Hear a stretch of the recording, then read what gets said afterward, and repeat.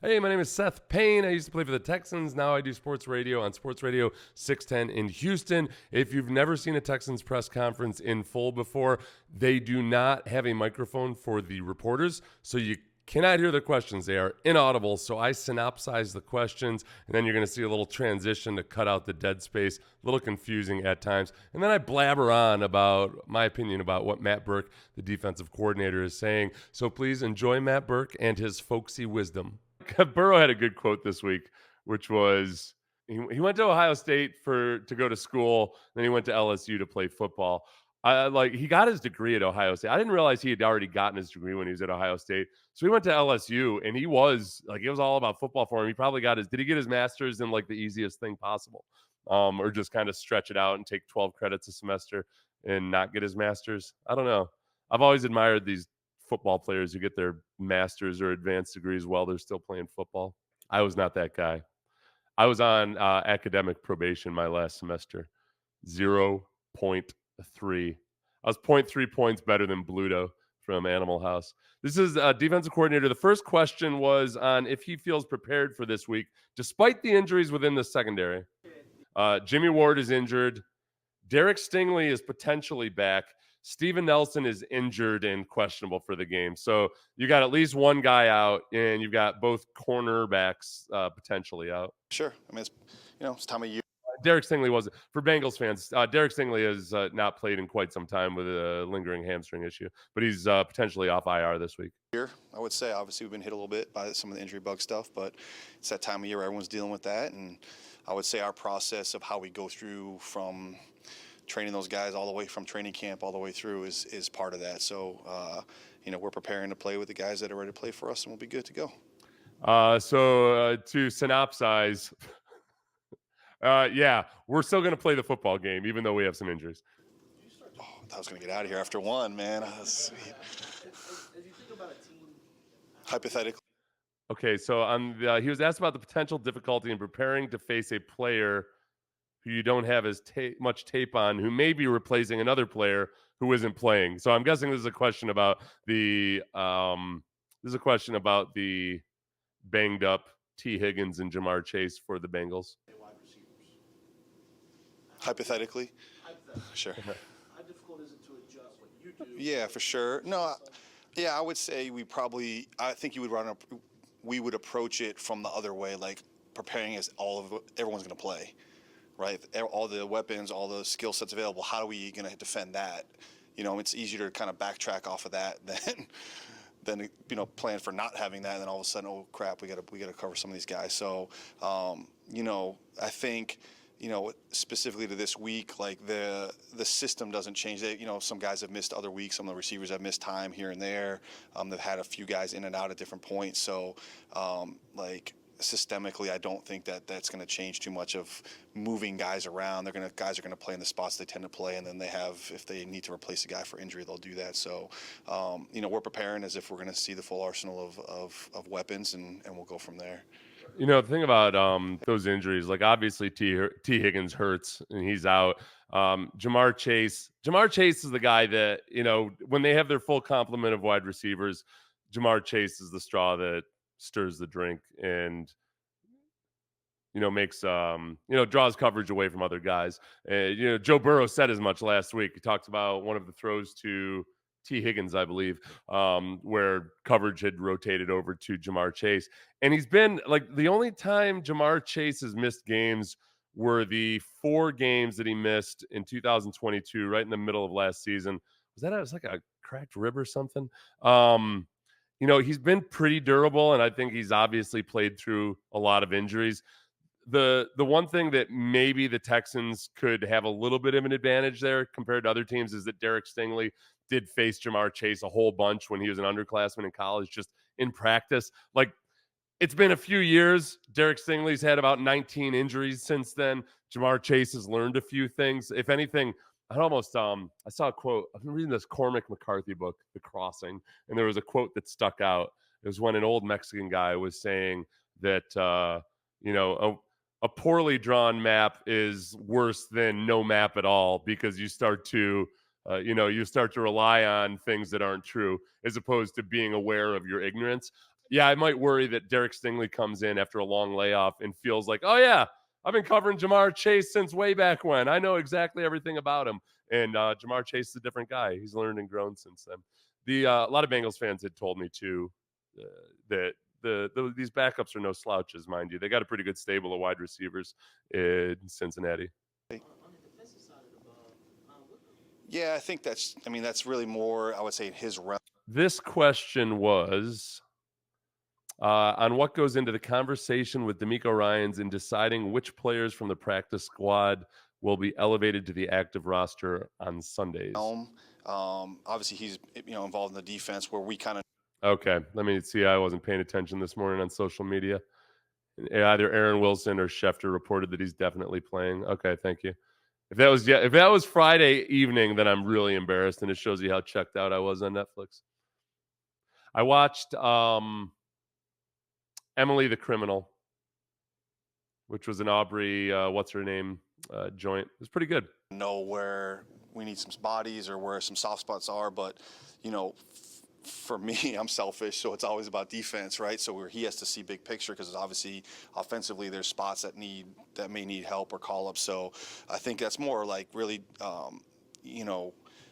us as a defensive staff presenting like, hey, we think we need sort of maybe help here, or we need another guy up if this doesn't happen. And then that's a DeMeco and Nick conversation in terms of like roster construction and what we're going to do from, IRs or practice squad call-ups or where we need to plug those holes. I mean, I think it's more of just sort of like us presenting what our thoughts are. Like, hey, I think these would be the guys that would help us the most or would play the most in this game as we're looking at as what we're trying to do game plan wise. And then that kind of goes to a big picture thing. Okay, so Stingley is 100% definitely playing. I'm freaking excited about that. A little bit nervous, but also freaking excited about it. Look, the good thing about everything I just said about Derek Stingley, hopefully not thinking he knows more than he does about the tendencies of Jamar Chase, is that that's not like an original thought that I just had. So DeMeco and Matt Burke are 100% aware of that dynamic. What I'm trying to tell you is Jamar Chase, 3 receptions for 17 yards tomorrow. As Jose says, even if Chase plays, he still ain't going to be worth a bleep. Back pain and injuries don't go away in a week. That back is one hard hit away to Chase. To knock Chase out for several weeks, it's a gamble. I wonder, though, too, I don't know, Jose. I guess it depends on, like, all right, is it just, like, really bad bruising and everything? Because that was just – or, is it bruising and swelling, or is it like an actual tear or something? Because if it's just bruising and swelling, sometimes that's just a pain dynamic. And like Jamar Chase is a tough guy. I feel like if he gets out there and gets loose and gets going, it might not be that big. It might be one of those things that's like it makes it hell to try to sleep during the week and you're miserable during practice and everything, but you get the adrenaline going and maybe a Toradol shot and he'll be all right. I mean, we'll see, I guess. I'm just I'm not as confident about it as you, but I do think that obviously a banged up Jamar Chase is better than a 100% healthy Jamar Chase from our perspective. Yeah, I mean, honestly, you just don't have time to really deal with it. It's literally, okay, who do we got? What's the plans? Like, what packages are we out of? Like, because there were some things. Oh, sorry. He was asked on how they deal with losing a player from the same position group in back-to-back plays. Oh, shit. I did it, didn't I? How do I do that? It's because I'm not paying attention. Hold on, everybody. Go to work. Frustrating that we didn't get it done, on our side of things. But I think that was a little too far along. I could control F on this, but you're watching the game, and as soon as the tank play down to the 15 comes up, I'm like, all right, hey, we score here. Like, okay, here we go. God, I got to get moving on this press conference. Calls that you want to play. So it's really more just that. Like, we don't have time to pull our hair out and fret about it. So it's really just, okay, what do we have available and what does that take us out of? Okay, this is the right. What does that steer us to into this world? This is the answer to that question. Okay, so now. It's close enough. He's in the middle of it. He's what he's basically saying, we didn't wet our pants over it, okay? We're all big boys up here. Now this is our package. These are the guys that are playing. What can we do with them, or what's the best use of those guys? So it's really just. Can you imagine if that happened? If you just looked down the sideline and they had a mic'd up and it was Matt Burke and DeMeco Ryans talking to each other, just like, I just Oh, what do we even do? What do we even do? That's just I can't win. I can't win. I had a coach like that once. It was miserable. It's a business, like almost, it's, you never want to see your guys get hurt, but for us, it's like, all right, we're playing with these guys now, or this is the group we have. What are we doing, and how can we best effectively deploy those guys? So, I think the guys are on it. It was, it's kind of what we have to do. I don't know the better way to put it, but I felt like the guys were really into it and on, like, okay, what can we, even honestly at the end of the game. I mean, now you're down guys, and we're trying to, the last play of the game in a rugby return situation, and trying to plug guys in that maybe hadn't been in some of those spots. And so as soon as, literally, it was, you're watching the game, and as soon as the tank play down at the 15 comes up, I'm like, all right, hey, we score here, like, we're gonna have to go back out there. What situation we're gonna be in now? It's like, who do we have for this package? And we were kind of recruiting some guys up, and Christian Harris played nose tackle for us on that last play. So, anyways, it's sort of a constant communication and just trying to anticipate the game flow of what are we going to need? Are we going to be playing in a 2-minute drive? Are we going to be playing at the end of the game situation and those sort of things, and get guys ready to go. Yeah, well, yeah, So you say, hey, Christian's a good football player. No, we knew it was going to be like a lateral sort of setup play. So we wanted to get, no offense to our D tackles, but as many athletes on the field as possible. So, but just those things are just a constant communication. Do we have goal line? Do we have nickel? Do we have dime? Do we have penny? Do we not have those? Okay, once we eliminate what we can't play, it's okay, what do we do and how do we use the rest of the stuff effectively? Yeah, that's as a nose tackle, as a former nose tackle myself, there's no part of me that would be offended by being out of the game on a gotta have it first and 80 play on the last play of the game, because there's nothing good that'll come from that, like other than a potential aneurysm from a 320-pound guy having to run around for God knows how long that play took. That was like a 20-second long play. No, I don't. So, did you have any doubts as a defensive coach that CJ Stroud and the offense would be able to drive the ball down the field and score in the final drive versus Tampa Bay? You know what? Honestly, my first instinct is to say, all right, come on. How's he going to answer that question?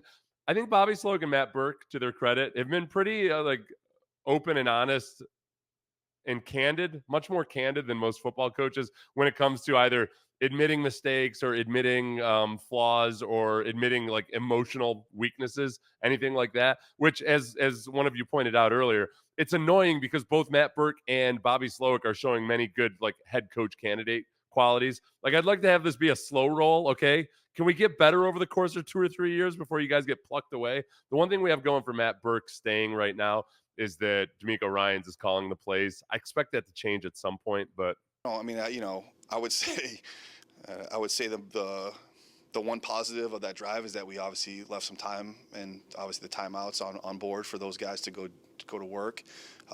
Frustrating that we didn't get it done, on our side of things, but. I think we always try to preach that, man. Like, whatever the situation is, like, give our offense a chance. If it's a 4-minute mode and those guys trying to run the clock out, like, get a stop and get the ball back. Like, you never know. Like, I've been in this league a long time. I've been involved with some crazy games, so you just learn that you always have a chance. And obviously the way CJ was playing throughout the course of the day kind of gave you hope. And as soon as sort of those first completions and got the things moving a little bit, like, you sort of start feeling the sidelines start to rise up. So try to tamp down the frustrations of us not kind of finishing it out on our own, and then realizing, okay, there's still some action here. So it was fun. I thought one thing that I've been impressed with this young football team, and I know a lot of people noticed this at the end of CJ's touchdown drive, or I should say the offense's touchdown drive at the end of last week's game, was just how workmanlike they were about it afterwards. And I think there were a few things at play there. For one, there were 3 flags on the field, all in different places. So I think everybody on the field was kind of waiting to be sure that the touchdown was going to stand. But we've seen this at times where, these guys will get really active and emotional on the sideline, like D'Amico does, especially after big defensive plays. But then it's right back to work, and like they don't spend a whole lot of time thinking about the old stuff other than to make corrections. So that's been cool to see. Like, it's not like it doesn't prove that you're going to win a Super Bowl or anything. It's just that they feel so much more like a professional operation than the last 2 years. I guess that's what I'm just realizing right now as I describe it.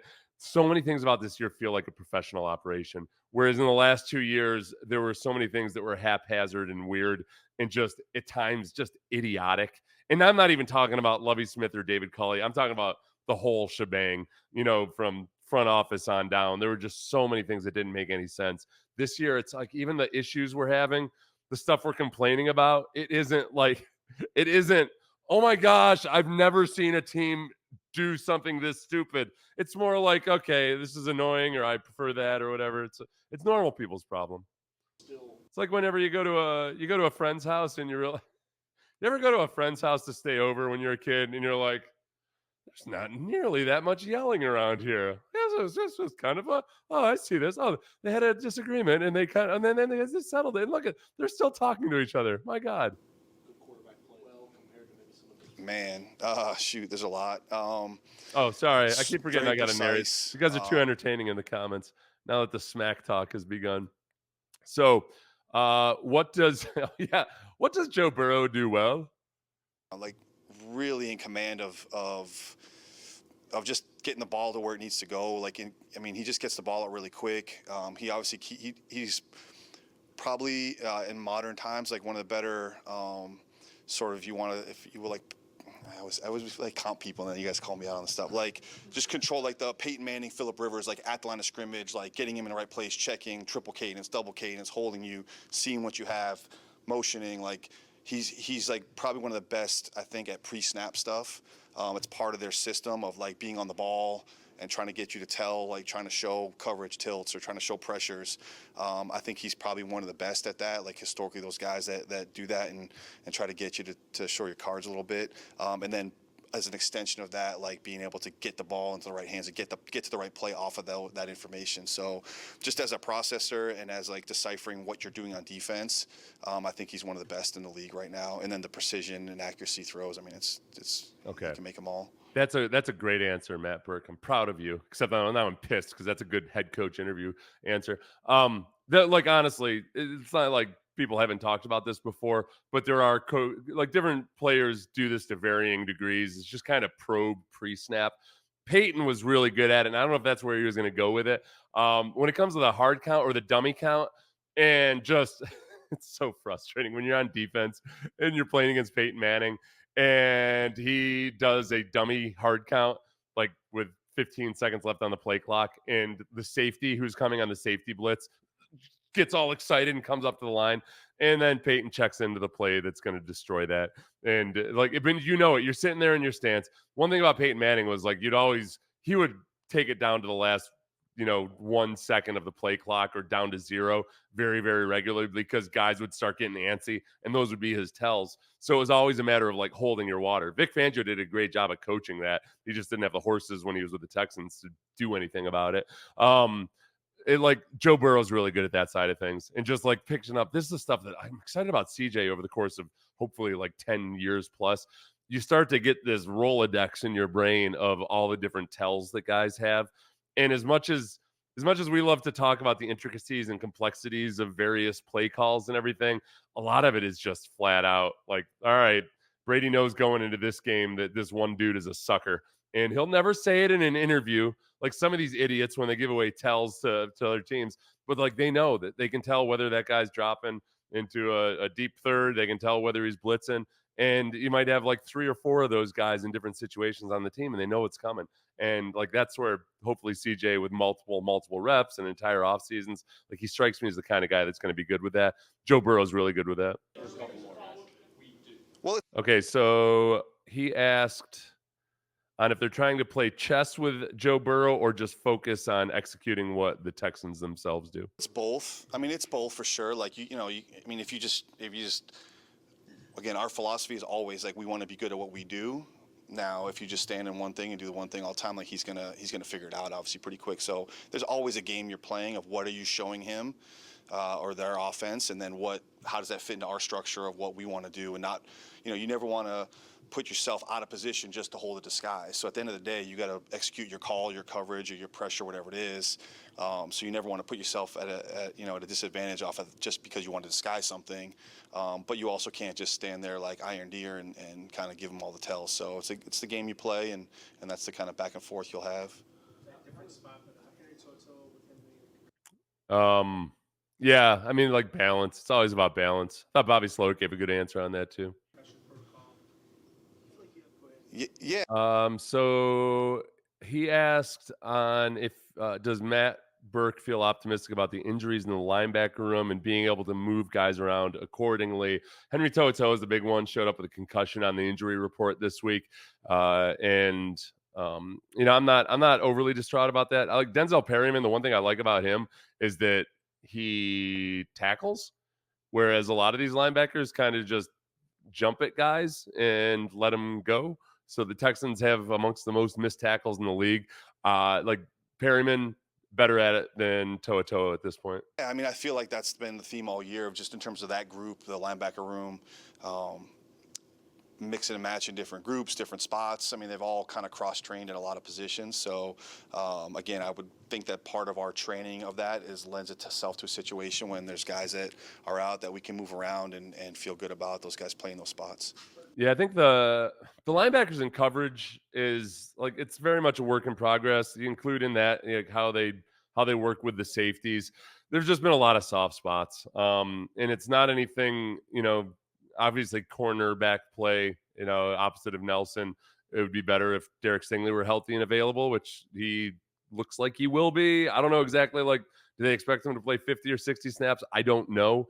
But I think the biggest part for the Texans this week is can they be opportunistic? I think they're going to give up yardage, which is fine. Like if they continue to be bend but don't break, but just to win this turnover battle because the Bengals defense is very very good at forcing turnovers, and this Texans defense is capable of it.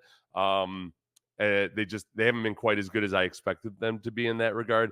Part of that's because the defensive backfield's been so banged up, but they might have to try to keep pace with the Bengals defense this week.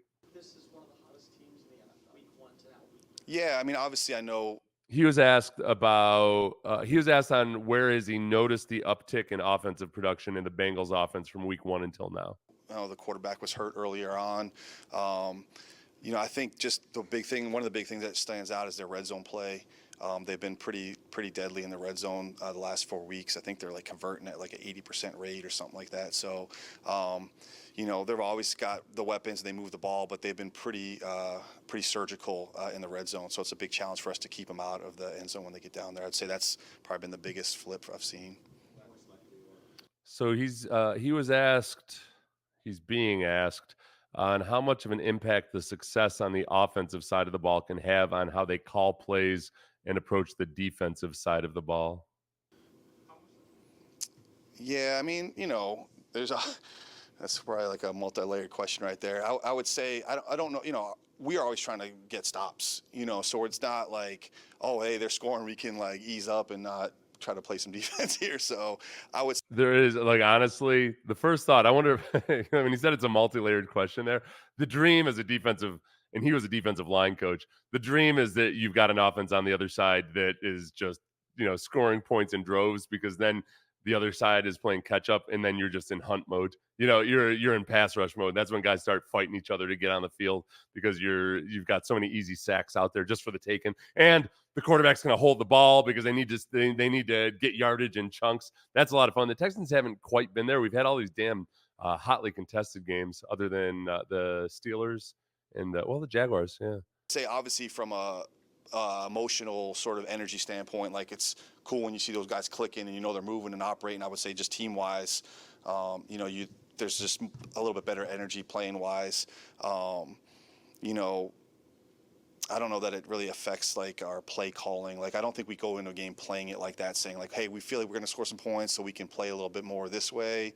I mean, in the course of the game, I think we're more focused on how we're doing, or like, hey, this isn't working for us, or we need to change this, sort of like, as opposed to like, hey, we can change the way we call it because we're kind of putting some points up. It's hard to say because we've been on both sides of that this year already. We're low scoring games, high scoring games, both ways. I mean, so. I mean, it is cool. Like, I do think there's like a vibe to when they're clicking and those guys are going that the whole team feels it. And there's always, I mean, it's cool when there's a couple throws a game when CJ makes and everyone's like, damn, like that's real. So I don't know that it changes our strategy too much. I think The one thing about CJ is, and I can say this like just from having been on teams with good offenses and then just especially from observing teams when they have a quarterback like CJ, is they're like, whether or not, you want to believe in momentum, like whatever the hell momentum is. This is a problem when people argue about momentum is like, okay, first you have to define momentum, which is hard to do. But there's a belief that guys have in a quarterback that I do think keeps the defense engaged. If you feel like that guy has something special to him, it's going to keep the defense engaged in games and perhaps keep them, just if they believe and they just keep playing the way they're supposed to believe because they know they just need to get a stop because then the quarterback can do what CJ Stroud did last week. I definitely think there's a complementary effect there. And the Texans have that with CJ. Like he's earned that magical it factor quality that guys on the team just trust and believe in him. So that's cool. As far as the rest of it or whatever, yeah, who knows? Hey, I went a little bit long, but appreciate you sticking around till the end. If you stuck around to the end and you haven't subscribed yet, you need more of me in your life. Like, subscribe, all that stuff. Thanks for watching.